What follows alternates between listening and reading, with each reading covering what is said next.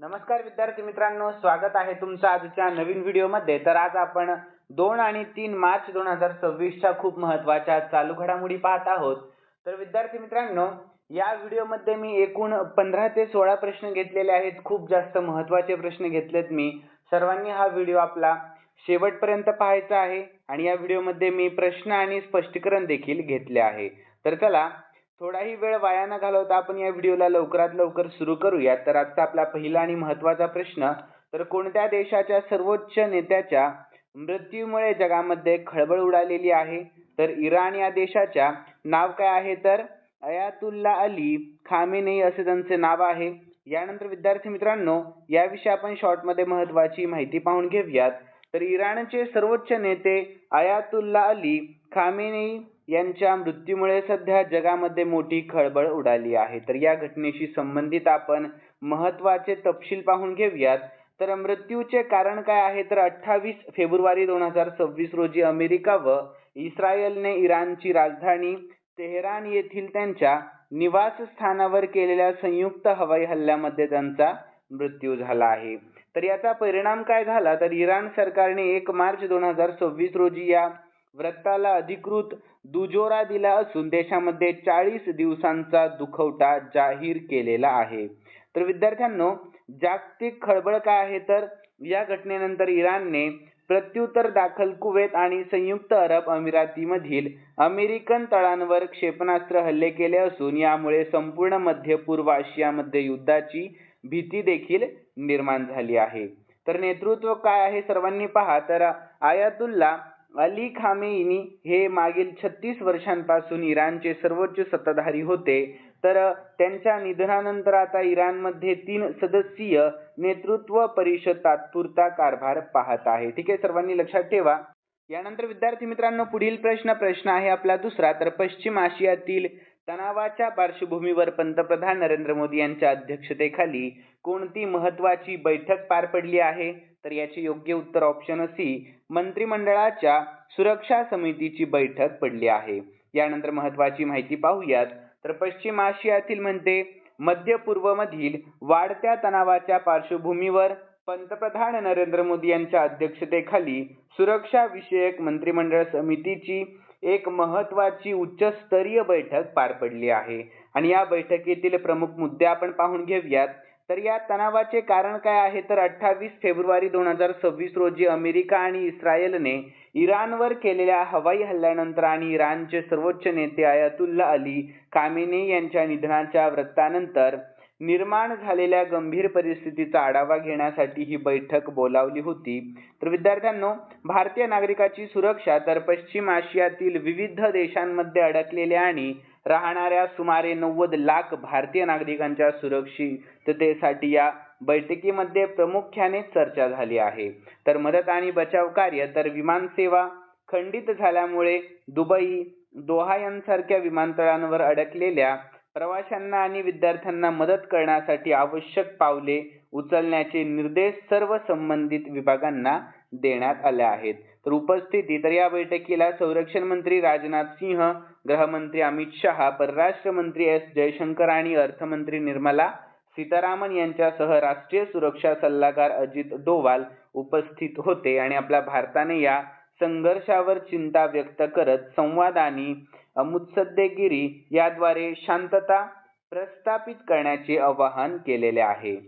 यानंतर पुढील प्रश्नाकडे वळूयात आपण। प्रश्न आहे आपला तिसरा। तर आंतरराष्ट्रीय नाणेनिधीने 2026 साठी जागतिक विकास दराचा अंदाज किती वर्तवलेला आहे? तर याचे योग्य उत्तर ऑप्शन डी, 3.3% वर्तवला आहे। तर विद्यार्थ्यांनो, आंतरराष्ट्रीय नाणेनिधीने म्हणजेच IMF ने जानेवारी 2026 च्या त्यांच्या ताज्या वर्ल्ड इकॉनॉमिक आउटलुक अहवालानुसार 2026 सालासाठी जागतिक विकास दराचा अंदाज 3.3% वर्तवला आहे। तर या अंदाजाबाबतचे महत्त्वाचे मुद्दे पाहूयात।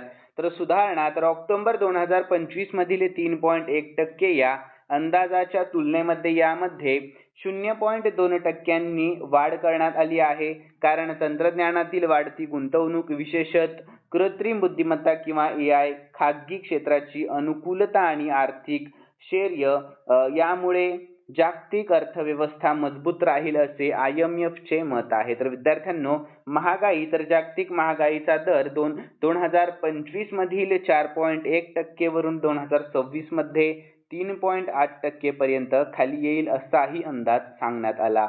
यानंतर पुढील प्रश्न चौथा, तर संयुक्त राष्ट्रांच्या महिला हक्कांवरील सर्वात मोठे संमेलन मार्च 2026 मध्ये कोठे आयोजित करण्यात आले आहे? तर याचे योग्य उत्तर ऑप्शन सी, न्यूयॉर्क अमेरिका. कोठे? तर न्यूयॉर्क अमेरिका. यानंतर विद्यार्थी मित्रांनो, संयुक्त राष्ट्रांच्या महिलांच्या स्थितीविषयक आयोगांचे 17वे अधिवेशन 9 ते 19 मार्च 2026 या कालावधीमध्ये अमेरिकेतील न्यूयॉर्क येथील संयुक्त राष्ट्रांच्या मुख्यालयामध्ये आयोजित करण्यात आले आहे.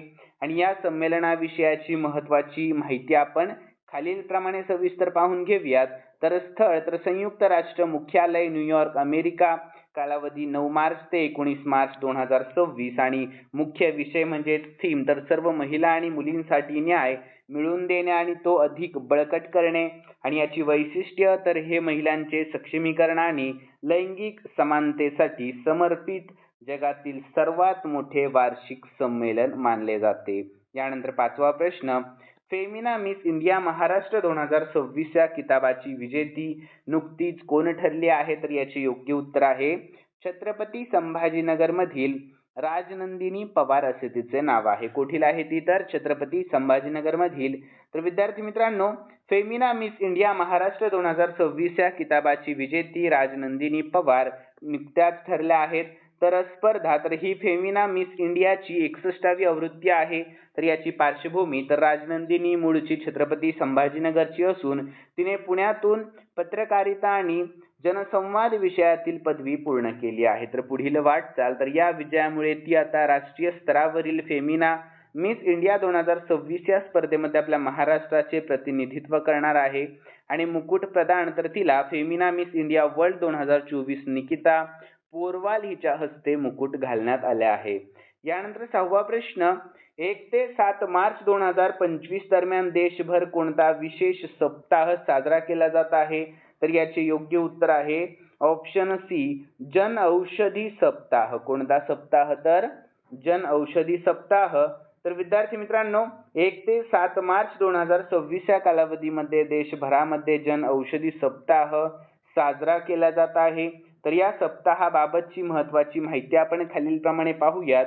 तर याचा उद्देश काय आहे? तर स्वस्त आणि दर्जेदार जेनेरिक औषधांबाबत जनजागृती करणे हा या सप्ताहाचा मुख्य उद्देश आहे. तर आयोजक तर रसायन आणि खते मंत्रालयाअंतर्गत असलेल्या pharmaceutical and medical devices bureau of India द्वारे हा सप्ताह साजरा केला जातो. तर मुख्य आकर्षण तर 7 मार्च 2026 रोजी 8वा जन औषधी दिवस साजरा केला जाईल. तर विद्यार्थ्यांनो, यंदाचे घोषवाक्य म्हणजेच थीम काय आहे? तर जन औषधी सस्ती भी भरोसेमंद भी, म्हणजेच जन औषधी स्वस्तही आणि विश्वासार्हही.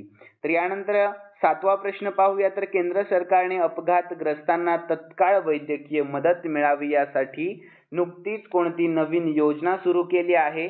तर याचे योग्य उत्तर आहे ऑप्शन सी, PM राहत योजना. कोणती? तर PM राहत. तर विद्यार्थी मित्रांनो, केंद्र सरकारने रस्ते अपघातग्रस्तांना तत्काळ आणि मोफत उपचार मिळावेत यासाठी PM राहत ही नावाची नवीन योजना सुरू केली आहे.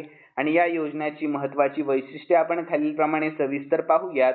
तर कॅशलेस उपचार आहेत यामध्ये. तर अपघातामध्ये जखमी झालेल्या व्यक्तीला 1.5 लाख रुपयांपर्यंत मोफत म्हणजेच कॅशलेस उपचार दिले जातात.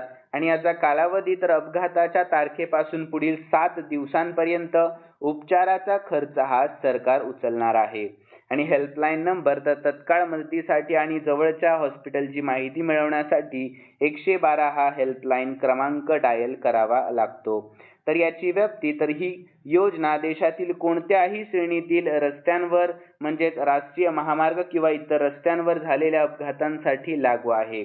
तर विद्यार्थ्यांनो, राहवीर पुरस्कार काय? तर अपघातग्रस्ताला वेळेवर मदत करणाऱ्या व्यक्तीला प्रोत्साहन म्हणून 25,000 रुपयांचे बक्षीस देखील दिले जाते यामध्ये. यानंतर 8वा प्रश्न पाहून घेऊयात आपण पुढील. तर राष्ट्रपतींनी दिल्लीमध्ये सुरू केलेल्या लखपती बिटिया योजनेअंतर्गत मुलींना एकूण किती रक्कम टप्प्याटप्प्याने दिली जाणार आहे? महत्त्वाचा प्रश्न. तर याची योग्य उत्तर ऑप्शन बी 61,000. किती? तर 61,000. तर विद्यार्थी मित्रांनो, राष्ट्रपती द्रौपदी मुर्मू यांनी 2 मार्च 2026 रोजी दिल्लीमध्ये लखपती बिटिया योजनेचा शुभारंभ केला आणि या योजनेअंतर्गत पात्र मुलींच्या नावावर जन्मापासूनच पदवीपर्यंत टप्प्याटप्प्याने एकूण 56,000 ते 61,000 ची रक्कम जमा केली जाणार आहे. तर व्याज धरून ही रक्कम मुलगी 21 वर्षांची होईपर्यंत 1 लाख पेक्षा जास्त म्हणजेच अंदाजे 1.25 लाख होईल, जी तिला थेट बँक खात्यामध्ये मिळणार आहे. तर या योजनेतील प्रमुख टप्पे आणि रक्कम पाहून घेऊयात.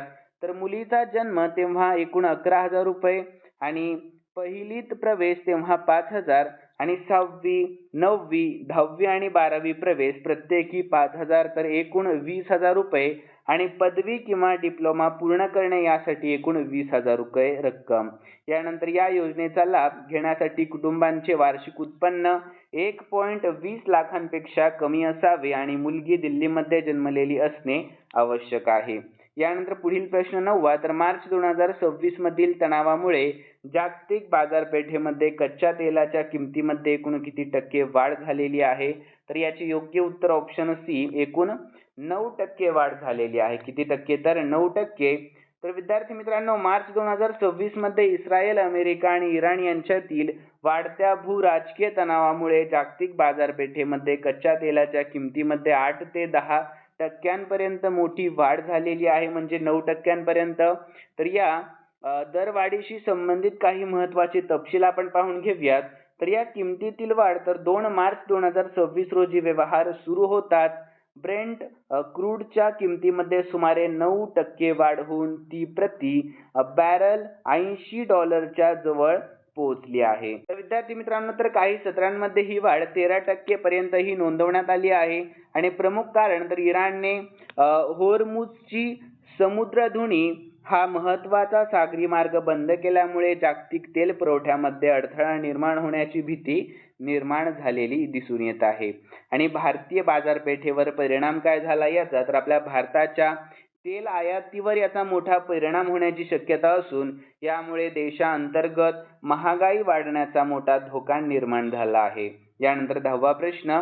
राज्य मंत्रिमंडळाने कोणत्या स्थानिक स्वराज्य संस्थांमध्ये स्वीकृत सदस्यांची संख्या वाढवण्यास मंजुरी दिली आहे? तर याची योग्य उत्तर ऑप्शन सी जिल्हा परिषद आणि पंचायत समिती. तर यानंतर आपण याविषयी महत्त्वाची माहिती पाहून घेऊया. तर विद्यार्थी मित्रांनो, राज्य मंत्रिमंडळाने अलीकडेच ग्रामीण भागातील स्थानिक स्वराज्य संस्थांमध्ये म्हणजेच जिल्हा परिषद आणि पंचायत समित्यांमध्ये स्वीकृत सदस्यांची संख्या वाढवण्यास तसेच ही पद्धत नव्याने सुरू करण्यास मंजुरी दिली आहे. आणि या निर्णयाचे प्रमुख तपशील आपण पाहून घेऊयात. तर जिल्हा परिषद तर एकूण निर्वाचित सदस्य संख्येच्या 10% सदस्य स्वीकृत म्हणून नियुक्त केले जातील आणि पंचायत समिती तर एकूण निर्वाचित सदस्य संख्येच्या 20% सदस्य स्वीकृत म्हणून नियुक्त केले जातील. आणि तर विद्यार्थी मित्रांनो, याचा उद्देश काय आहे? तर ग्रामीण भागामध्ये सक्रिय असलेल्या सामाजिक कार्यकर्त्यांना आणि तज्ञ व्यक्तींना निवडणूक न लढवताही विकास प्रक्रियेमध्ये सहभागी होण्याची संधी देणे हा या मागचा मुख्य उद्देश आहे. यानंतर आपण 11वा प्रश्न पाहून घेऊयात. पुढचा महत्त्वाचा प्रश्न आहे. तर मार्च 2026 मध्ये कोणत्या देशाने चुकून अमेरिकेची 3 F-15 फायटर जेट्स पाडली आहेत? तर याची योग्य उत्तर ऑप्शन सी कुवेत. कोणत्या? तर कुवेत.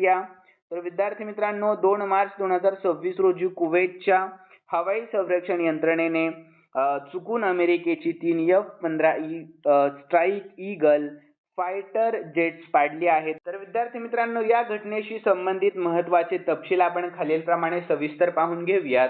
तर कारण काय आहे? तर इराणने केलेल्या हवाई हल्ल्यांना रोखण्यासाठी कुवेतची हवाई संरक्षण यंत्रणा म्हणजेच एअर डिफेन्स सक्रिय होती. तर या दरम्यान फ्रेंडली फायर मुळे ही विमाने चुकून पाडली गेली आहेत. तर परिस्थिती तर ही घटना ऑपरेशन एपिक फ्युरी अंतर्गत इराणशी संबंधित कारवाई दरम्यान घडली. तर जीवितहानी तर सुदैवाने या 3 विमानांमधील सर्व 6 कर्मचारी वेळेमध्ये विमानातून बाहेर पडले आणि ते सुरक्षित आहेत. आणि अधिकृत पुष्टी तर अमेरिकाच्या सेंट्रल कमांडने या वृत्ताला दुजोरा दिला असून कुवेतनेही आपली चूक मान्य केली आहे.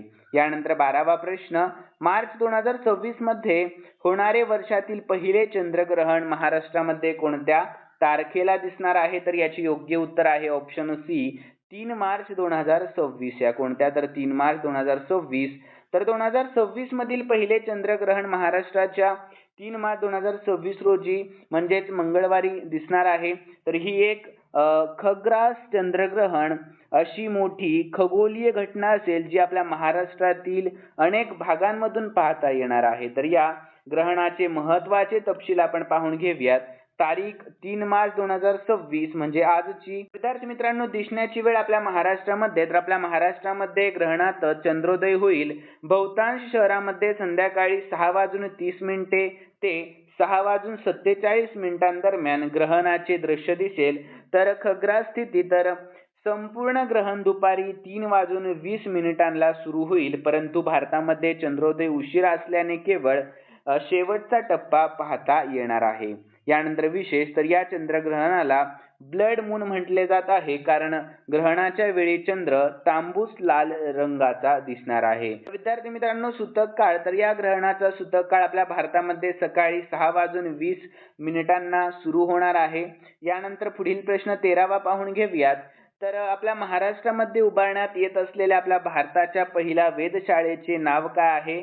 तर याचे योग्य उत्तर आहे लिगो वेधशाळा. काय आहे? तर लिगो वेधशाळा. तर विद्यार्थी मित्रांनो, आपल्या महाराष्ट्रामध्ये उभारण्यात येत असलेल्या आपल्या भारताच्या पहिल्या गुरुत्वीय लहरी वेधशाळेचे नाव आहे लिगो इंडिया असे. ठीक आहे. आणि या वेधशाळेची महत्त्वाची माहिती पाहून घेऊयात खालीलप्रमाणे.